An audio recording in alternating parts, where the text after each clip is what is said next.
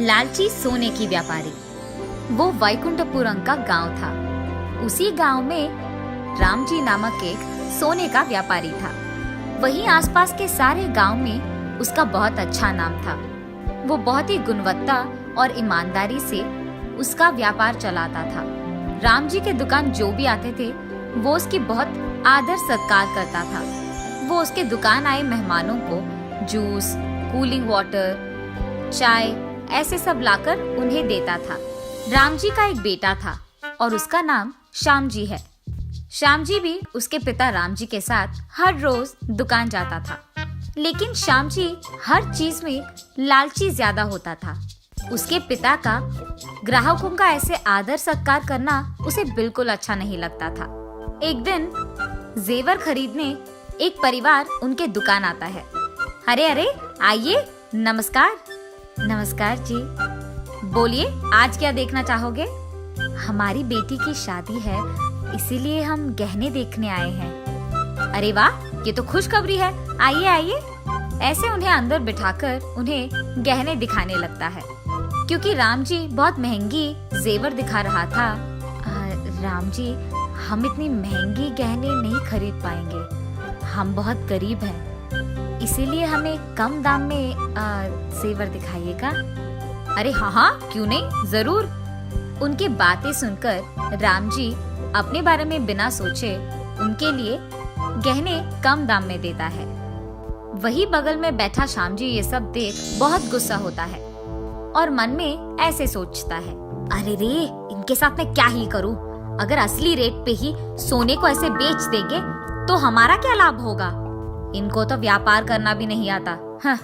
ऐसे ही लगातार राम जी के काम देख श्याम जी को बहुत गुस्सा आता था। ऐसे ही कुछ दिन बाद राम जी का सेहत बिगड़ने लगता है। तब राम जी अपने बेटे को बुलाकर, बेटा श्याम, मेरी उम्र बढ़ रही है और मेरी सेहत बिगड़ रही है। इस हालत में मैं दुकान चला नहीं पाऊंगा, इसीलिए अब से इस दुकान की जिम्मेदारी तुम्हारे हाथों में सौंप रहा हूँ।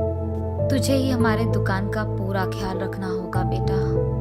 जी पापा, इज्जत से। ऐसे वो बहुत विनम्रता से अपने पापा को जवाब देकर वो बहुत खुश होता है कि आखिरकार उसके मालिक होने की जो सपना था वो सच हो गया। अब से ये दुकान मेरा है, अब मुझे कोई रोक नहीं पाएगा, मैं जो मर्जी वो करूंगा।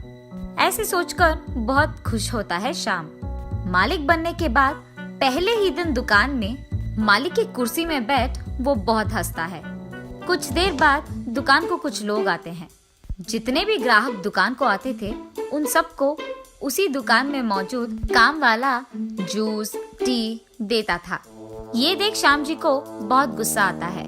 ग्राहक जैसे ही बाहर जाते हैं, श्याम जी उस काम वाले को बुलाकर, सुरेश, अब से जो भी ग्राहक यहाँ आए ना, उनको जूस ये सब मत दो, और इतना ही नहीं, उस कूलिंग वाटर मशीन को भी यहाँ से निकाल दो, समझे? उससे वैसे भी बिजली की बिल बढ़ रही है। उस कूलिंग मशीन के बजाय एक मटके को लाकर यहाँ डाल दो। ऐसे ही वो दुकान में बहुत कुछ बदल देता है। ऐसे ही गहनों का दाम बढ़ाकर श्याम जी उन पे बहुत कमाता है। ये सब करके श्याम जी को गर्व होता है कि उसके पिता ने भी इतनी अच्छी व्यापार नहीं किया है।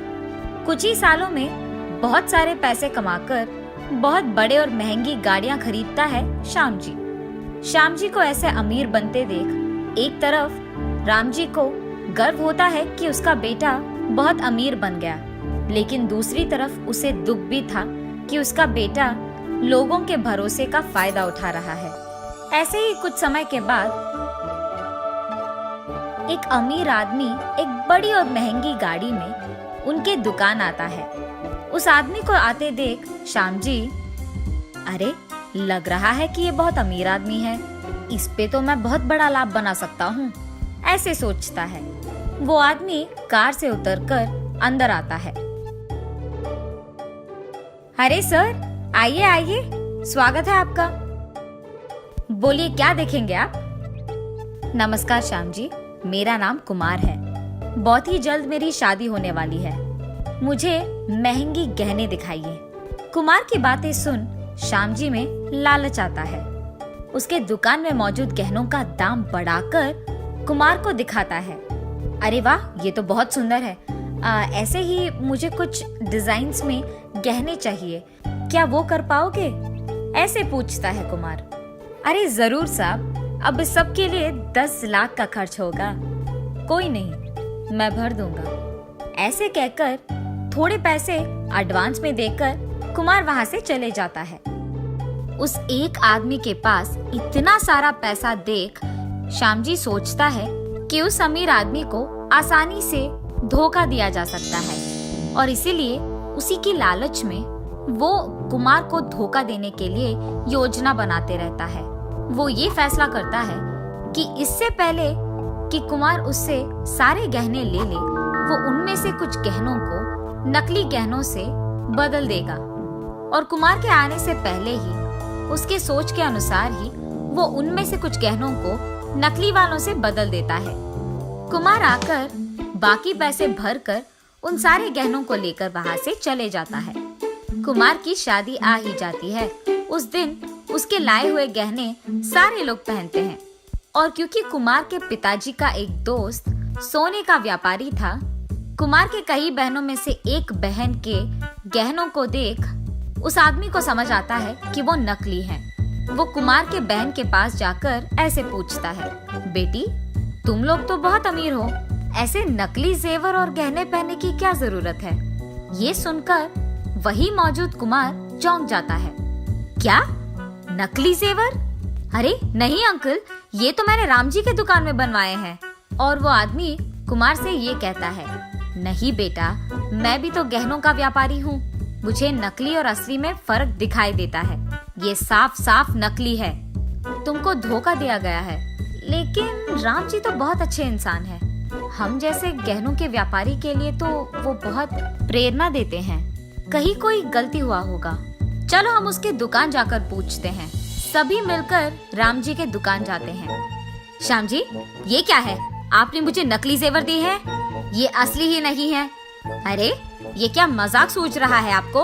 मैंने तो आपको असली गहने ही दिए थे, आपने कहीं और बदल कर मेरे पास आकर पूछ रहे हो।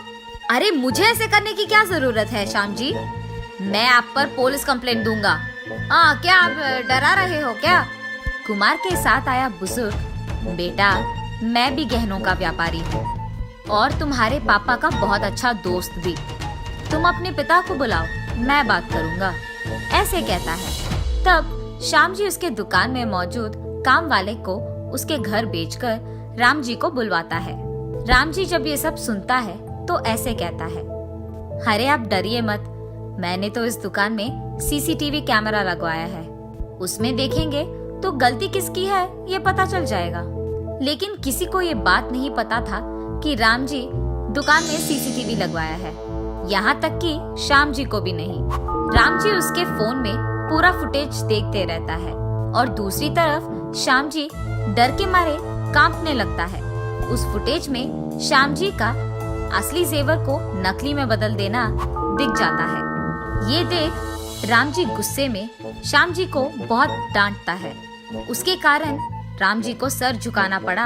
ये कहता है उसके बेटे की गलती के लिए राम जी माफी मांगता है और क्योंकि श्याम जी को उसकी गलती का एहसास होना चाहिए, वो खुद पुलिस को वहाँ बुलाता है।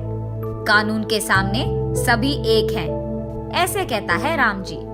लेकिन वहाँ मौजूद लोग, राम जी ऐसे मत करिए, उसको पुलिस के हवाले मत कीजिए, वो लालची जरूर है मगर उसको पता नहीं था कि आपको सिर झुकाना पड़ेगा, सोचा नहीं होगा बेचारा, आप ऐसे मत करिए, आपको बाद में बहुत दुख होगा। राम जी उनकी बातें मानकर उनके असली जेवर को उनको पहुंचाकर उनको वहां से भिजा देता है।